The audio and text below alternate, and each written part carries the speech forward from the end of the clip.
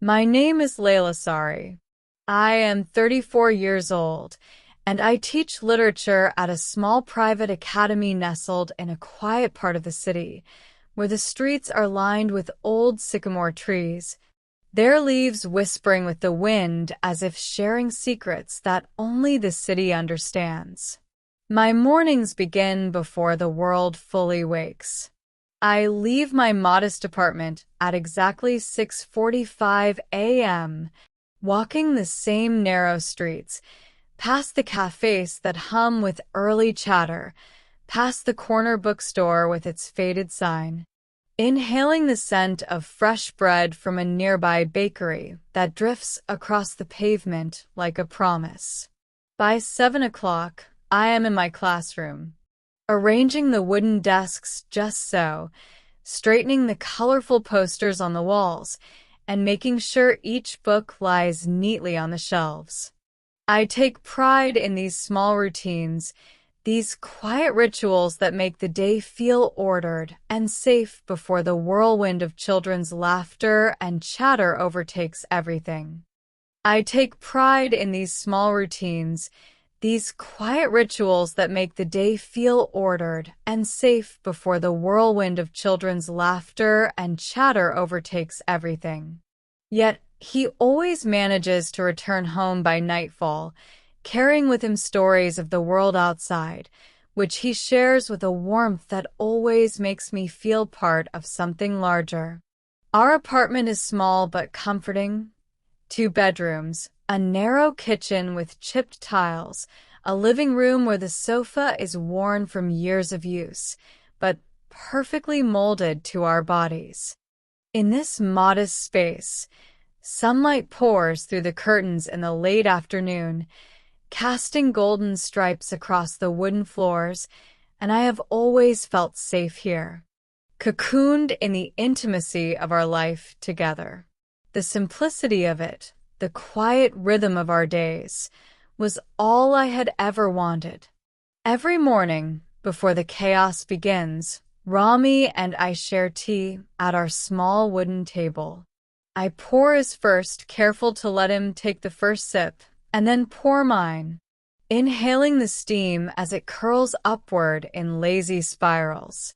There is a comfort in the silence we share during these moments, a language built of glances and gestures rather than words. Sometimes we speak softly about our plans for the day or the odd news story on the television, but often we simply sit, letting the quiet stretch between us like a bridge we both trust. Our walks in the evening are another ritual I have cherished. As night descends, we stroll through our neighborhood, hand in hand, our small dog, Luna, padding joyfully ahead. Street lamps glow softly, casting long shadows on the pavement, and we talk about little things. Books we want to read, memories from our childhood, dreams we once dared to whisper to one another. These walks were our sanctuary, a space where nothing else could intrude, where the world outside could be left behind, and all that mattered was the warmth of our connection. I trusted him completely. I never doubted him. I never checked his phone. Trust, I believed, was the strongest foundation in our marriage, unbreakable and enduring. I met Rami at a friend's engagement party 2 years before, and from the first moment, I felt a calm around him I had never experienced with anyone else. His smile was gentle, reserved, yet filled with an unspoken promise of safety. His eyes held a warmth that softened even the sharp edges of my own anxieties, and the ease with which he listened made it feel as though I could reveal my entire self to him without fear. When my mother fell gravely ill, he never left my side, holding my hand through endless nights at the hospital, offering no words, only the comfort of his presence, a presence that felt like it could anchor me amidst the storm of fear and sorrow. I believed our life was secure. I believed that the small rituals, the shared silences, the quiet conversations over tea formed a world in which nothing could shake us. And yet, that belief shattered one Tuesday evening in the most ordinary way, in a way that made me question every memory I had of him. Rami had gone to the shower, leaving his phone on the sofa while I folded laundry. A notification flickered. A brief, impossible phrase. "I missed last night." My hands trembled. My heart seemed to stop, then pound violently, as if trying to escape my chest. I blinked, thinking I had imagined it, but the certainty of the words refused to leave. Compelled by a mixture of fear and curiosity, I reached for the phone. It unlocked easily, and the message had vanished. I stared at it, as though the screen itself had transformed into something dangerous, a gateway to a hidden truth I had never wanted to know. Sleep abandoned me that night. Every sound, the rustle of the covers, the distant hum of the city, Rami's even breathing, felt amplified, intrusive. I lay awake, trying to convince myself it was nothing, that life was still intact, that my husband was still the man I had loved with unwavering certainty. But doubt had planted its seed, and once it does, it grows relentlessly, consuming everything in its path.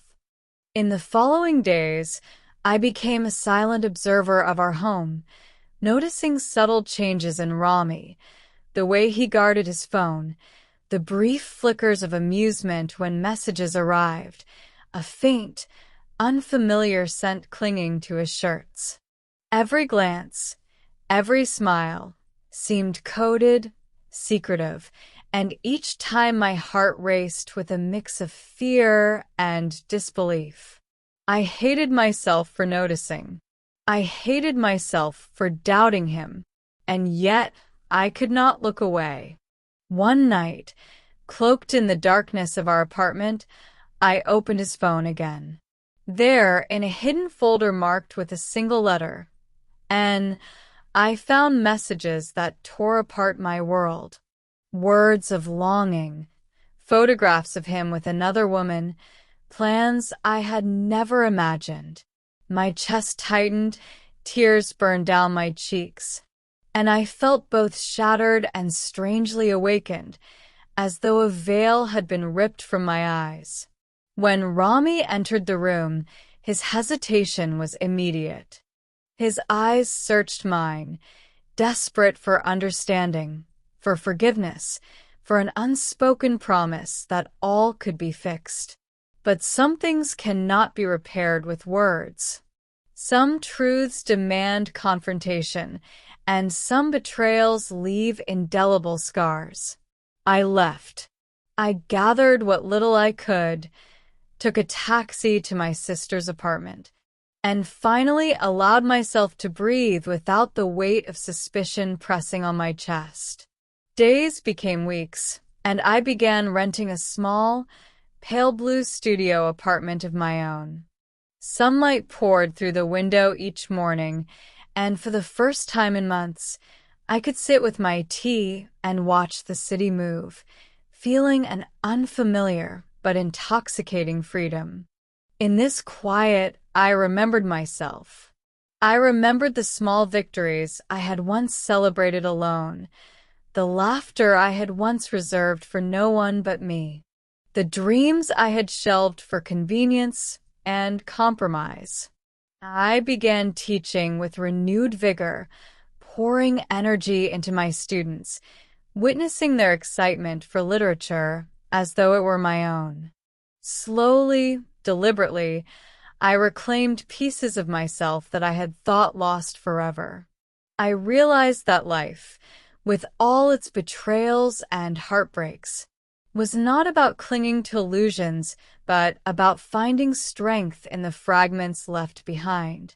Trust is precious, yes, but self-respect is vital. Love should never demand the loss of oneself. Leila, sorry, I whispered in the quiet of my studio. I am enough. I am whole. I am free. And in that whisper, I found a peace that no betrayal could take from me, a light that no darkness could dim, and a resilience that no heartbreak could ever diminish. The road ahead would be long, and some nights would still be haunted by memories. But I knew one truth above all. I had been broken, yes, but I had awakened. And in awakening, I had discovered the most profound truth of all, that freedom and self-love are the greatest victories anyone can ever claim. Before you go, don't forget to subscribe to the channel, like this video, and turn on the notification bell so you never miss any new content.